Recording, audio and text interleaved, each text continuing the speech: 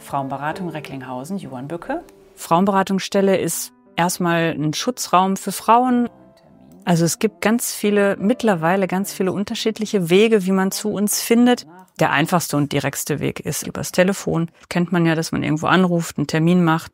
Wir haben ja mittlerweile auch eine Online-Beratungsstelle. Wir können chatten über E-Mail. Manchmal klingeln Frauen auch hier und dann machen wir Termine aus. Und gerade wenn es jetzt um akute Gewalt oder Gefährdung geht, dann schieben wir Frauen auch mal dazwischen, dass es einfach schnell und unkompliziert für die Frau ist. Also generell kann jede Frau anonym bleiben. Das darf sie für sich entscheiden. Für manche Frauen ist das wichtig. Wir unterliegen aber generell der Schweigepflicht. Ich darf niemandem Auskunft geben. Die Beratung ist kostenfrei. Manche Frauen kommen nur einmal, weil es nur um Informationen geht. Und manche brauchen einfach auch ein bisschen mehr Unterstützung. Ja, hier kann auch erstmal was gelassen werden. Also hier kann was abgeladen werden. Und ich habe erstmal keine ermittelnde Aufgabe. Ich darf ganz frei in alle Richtungen beraten. Also welche Möglichkeiten gibt es? Muss ich Anzeige erstatten oder nicht? Also, ne? Und das ist bei häuslicher Gewalt, wenn es jetzt keinen Einsatz gab, ja auch. Die Frau darf frei entscheiden, bringe ich das zur Anzeige oder nicht. So, ne? Das ist auch, da gibt's nicht den einen richtigen Weg. Man erlebt was Schlimmes zu Hause und es ist, glaube ich, eine wahnsinnig große Hürde für die Frauen, die Polizei anzurufen. Das ist auch was ich Frauen, wenn die hier von Gewalt erzählen, immer rate, scheuen sie nicht, die Polizei zu rufen, weil dann kommen die raus. Dann gibt es auch die Möglichkeit, dass die Polizei den Täter in dem Fall für 10 Tage aus der Wohnung verweist.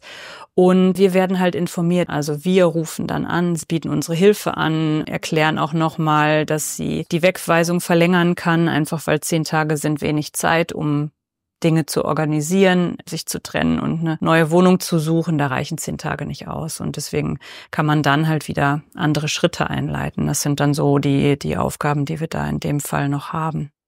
Anhand des Fallbeispiels Jasmin Schneider wird deutlich einfach nochmal, welche Schritte wichtig sind. Da sind jetzt Kinder mit im Spiel, also würde ich immer auf jeden Fall dazu raten, relativ zeitnah Kontakt zum Jugendamt aufzunehmen. Ich würde auch immer, egal in welcher finanziellen Lage die Frau ist, dazu raten, sich juristischen Beistand zu holen, weil sie dann einfach nochmal auf der sicheren Seite ist so. Da würde ich mich immer noch mal absichern, auch weil es ja dann um so Sachen wie Umgangsregelungen und so geht. Die sind verheiratet, also heißt, sie haben beide das Sorgerecht. Dann muss man sich da einfach noch mal absichern. Weiterhin ist sie ja geflohen. Es gab massive Bedrohung und auch körperliche Gewalt. Ich würde mir an ihrer Stelle überlegen, ob ich eine Anzeige mache wegen Körperverletzung. Und wenn sie keine Bleibe hat, sie kann auch nicht zurückgehen, ist natürlich auch eine Möglichkeit, ins Frauenhaus zu gehen, also anzurufen, zu schauen, gibt's hier in der Nähe einen freien Platz oder vielleicht ist es auch eine Option, wirklich die Zelte abzubrechen und ins Frauenhaus relativ weit weg zu gehen.